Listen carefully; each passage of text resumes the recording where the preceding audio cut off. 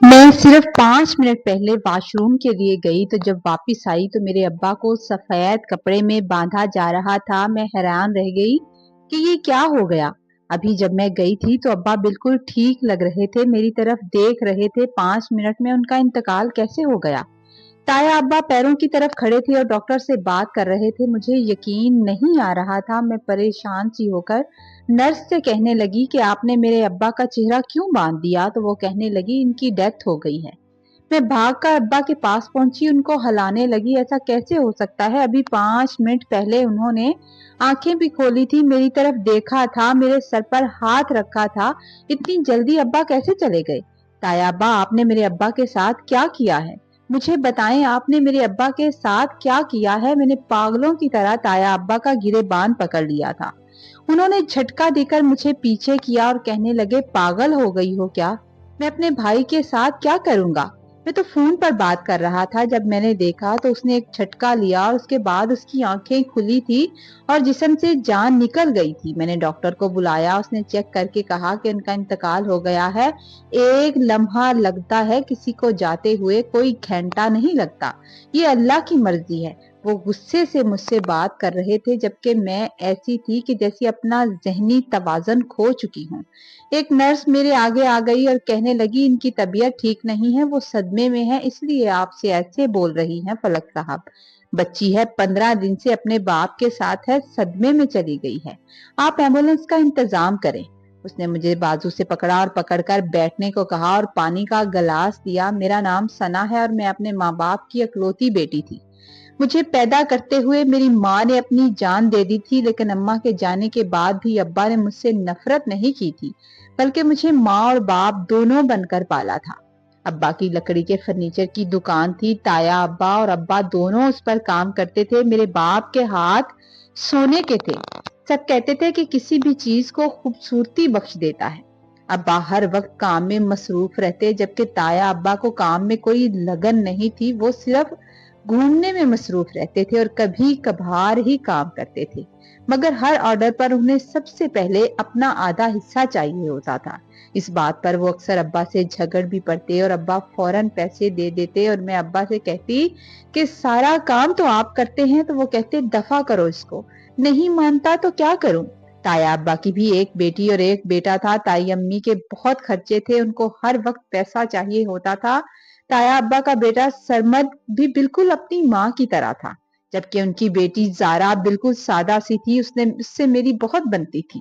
वो अक्सर मेरा एहसास करती थी। जब मैं छोटी थी तो ताई अम्मा अब्बा को और मुझे खाना बना दिया करती थी, मगर जैसे ही मैंने होश संभाला तो मैंने अपना काम खुद करना शुरू कर दिया था, क्योंकि ताई अम्मा बात बात पर पहले गुस्सा करती थी। जिस दिन पहली बार मैंने रोटी बनाई, रोटी बनाकर अपने बाप को दी तो उन्होंने मेरे हाथ चूम लिए। उनकी आंखों से आंसू बह रहे थे। फिर उन्होंने मेरा माथा चूमा और अपनी जेब से कुछ पैसे निकाल कर इनाम के तौर पर मुझे दिए। मैं वो इनाम पाकर इतनी खुश हुई और इसी खुशी में मैं रोजाना अपने अब्बा के लिए खाना रोटी बनाने लगी। जब बेटियों की माएं चली जाती हैं तो वो अपने उम्र से पहले ही समझदार हो जाती हैं। मैं हर काम सोच समझकर करती थी और अब्बा से मशवरे के बात करती थी। वो मेरे अब्बा भी थे और मेरी माँ भी थे और मेरे दोस्त भी थे। जिस जगह हमारी फर्नीचर की दुकान थी, पहले तो वो अड्डे के बिल्कुल एक साइड पर थी, मगर जैसे ही हमारी दुकान के करीब जो जगह खाली थी वहां पर पार्क बन गया तो उसकी डिमांड बहुत ज्यादा हो गई थी।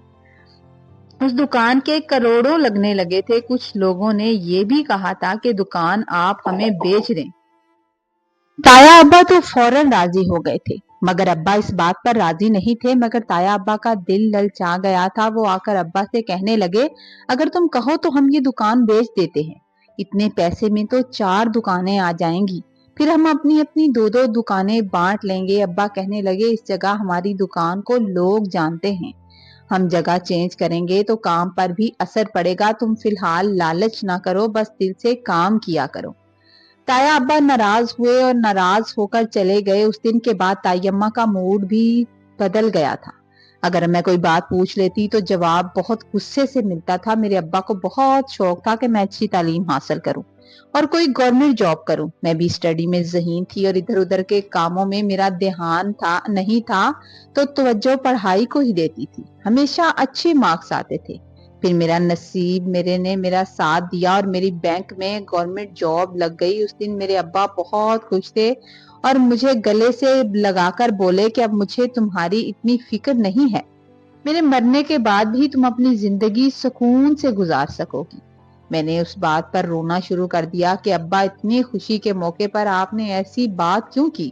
کچھ دنوں سے ابا کافی پریشان تھے، ان کا شوگر بھی ہائی ہو جاتا تھا۔ میں بار بار پوچھتی کہ ابا کیا بات ہے، مجھے بتائیں تو صحیح، تو وہ ہر بار ٹال جاتے تھے، مگر مجھے 100% یقین تھا کہ بات تایا ابا کے متعلق ہی ہوگی، کیونکہ وہ خود تو کوئی کام نہیں کرتے تھے، بس ادھر ادھر کی چیزوں پر ان کا دھیان رہتا تھا، اور سرمد بھائی پر بھی انہوں نے کبھی غور نہیں کیا تھا، اسے صرف پیسے دیتے تھے، اور جن لوگوں میں وہ اٹھتا بیٹھتا ہے انہوں نے کبھی نہیں روکا تھا۔ ایک دن شام کو جب میں بیٹھی اپنے آفس کا کام کر رہی تھی تو سرمد گھر آیا اور میرے قریب سے گزر گیا۔ اس کے گزرنے سے اتنی گندی بو آئی جیسے کوئی غلط چیز کھا کر آیا ہو یا لگا کر آیا ہو۔ میں نے ابا سے اس بات کا ذکر کیا تو وہ کہنے لگے کہ ہاں وہ شراب پیتا ہے اور نشہ کرتا ہے، مگر فلک اس پر غور نہیں کرتا، پچھتائے گا۔ میں نے کئی بار اسے کہا ہے مگر میری کہاں سنتا ہے۔ ایک دن ابا دکان سے گھر آئے تو ان کی طبیعت کافی خراب لگ رہی تھی۔ جب میں نے ان کا شوگر چیک کیا تو وہ کافی بڑھ گیا تھا۔ ابا نے میڈیسن کھا لی اور مجھے کہنے لگے میں ٹھیک ہوں، مگر میرا دل نہیں مانا اور میں ابا کو زبردستی ہاسپٹل لے آئی تھی۔ راستے میں آتے ہوئے ابا کی طبیعت مزید خراب ہو رہی تھی اور ہاسپٹل پہنچتے ہی ان کی حالت کافی بگڑ گئی۔ جب ڈاکٹر نے چیک اپ کے بعد بتایا کہ ان کا شوگر کافی ہائی ہو گیا ہے اور شوگر کا اٹیک گردے پر آیا ہے، ایک گردہ تقریباً ختم ہو گیا ہے جبکہ ایک بس گزارے لائق ہے، ان کو کچھ دن ہاسپٹل میں رکھنا پڑے گا۔ پہلے تو میں کافی پریشان ہو گئی، مگر پھر میں نے سوچا کہ میں اپنے ابا کے ساتھ ہوں اور اللہ بہتر کرے گا۔ تایا ابا تو جیسے تایا ابا نے شکر کیا تھا کہ ابا نے دکان جانا چھوڑا تھا اور سب کچھ ان کے ہاتھ میں آیا تھا۔ 3 دن سے ہم ہاسپٹل میں تھے اور میں نے آفس سے 15 دن کی چھٹی لے لی تھی۔ 3 دن کے بعد تایا ابا کو دیکھنے آئے اور بس 5 منٹ بیٹھ کر چلے گئے، اور اکثر جب میں میڈیسن لینے یا کنٹین پر جاتی تو مجھے نرس بتاتی تھی کہ آپ کے تایا ابا آئے تھے اور وہ میرے آنے سے پہلے ہی چلے جاتے تھے۔ میں حیران تھی کہ وہ یہاں بیٹھتے کیوں نہیں، میرا انتظار کیوں نہیں کرتے، میرے آنے سے پہلے کیوں چلے جاتے ہیں۔ اور آج جب میں واش روم کے لیے گئی تو میں نے تایا ابا کو آتے ہوئے دیکھا تھا۔ میں جلدی واش روم گئی اور وہاں سے واپس آ رہی تھی کیونکہ واش روم تھوڑا دور تھا۔ جب میں پہنچی تو میں نے دیکھا کہ نرس میرے ابا کی آنکھیں بند کر رہی تھی اور چہرہ سفید کپڑے سے باندھ رہی تھی۔ یہ دیکھ کر میں رونے لگی۔ مجھے نہ جانے کیوں تایا ابا پر شک تھا، کیونکہ وہ دکان بیچنا چاہتے تھے اور ابا یہ کام نہیں کرنا چاہتے تھے۔ اس وجہ سے میں نے کافی دفعہ دیکھا تھا کہ وہ ابا سے جھگڑتے تھے اور ابا بھی کچھ دنوں سے پریشان سے رہتے تھے، کچھ بھی پوچھو مگر بتاتے کچھ نہیں تھے۔ ابا کے جانے سے میری بس دنیا اجڑ گئی اور میں اکیلی رہ گئی۔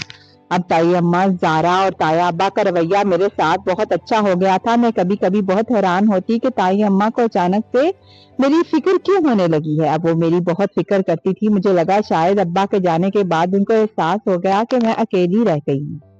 پھر ایک دن شام کو جب میں بیٹھی اپنا کام کر رہی تھی تو وہ میرے پاس آئی اور کہنے لگی کہ میرا بہت دل کرتا ہے کہ میں تمہیں اپنے سرمد کے لیے تم سے ہی مانگ لوں۔ وہ بہت لاپرواہ سا ہو گیا ہے، جب تم جیسی سمجھدار لڑکی اس کی زندگی میں آئے گی تو میں اس کی فکر سے آزاد ہو جاؤں گی، وہ بھی تمہارے ساتھ رہ کر تمہاری ہی طرح سمجھدار ہو جائے گا، اور اب وہ پہلے سے بہتر ہو گیا ہے، پہلے سے اچھا ہو گیا ہے، تمہاری فکر بھی کرتا ہے۔